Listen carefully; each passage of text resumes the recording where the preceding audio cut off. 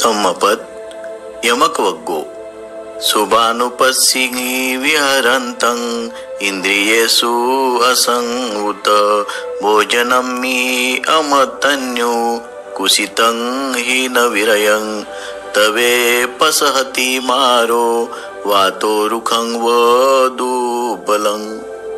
शुभ मानून वागणारा, इंद्रियांच्या बाबतीत असंयमी, भोजनात परिमितता न राखणारा, आळशी, उत्साहहीन अशा मनुष्याला मार उद्ध्वस्त करतो, जसा दुर्बल वृक्षाला वारा उद्ध्वस्त करतो.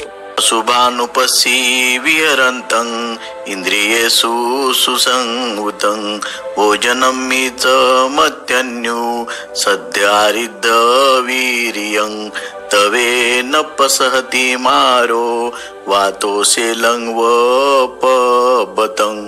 शरीर अशुभ मानून वागणारा, इंद्रियांच्या बाबतीत पूर्ण संयमी, भोजनात परिमितता राखणारा, श्रद्धावान, वीर्यवान मनुष्याला मार उद्ध्वस्त करू शकत नाही, जसा शिलामय पर्वताला वारा उद्ध्वस्त करू शकत नाही.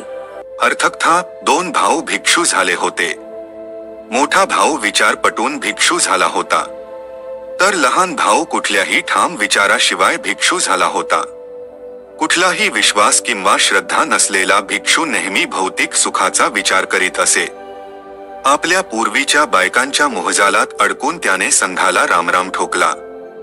मनपूर्वक, श्रद्धापूर्वक भिक्षू झालेल्या वडील भावाने कठोर तपश्चर्या करून अरहंतपद मिळवले. त्याच्या पूर्वीच्या बायकांनी त्याला मोहजालात पकडण्याचा प्रयत्न केला, पण तो व्यर्थ गेला.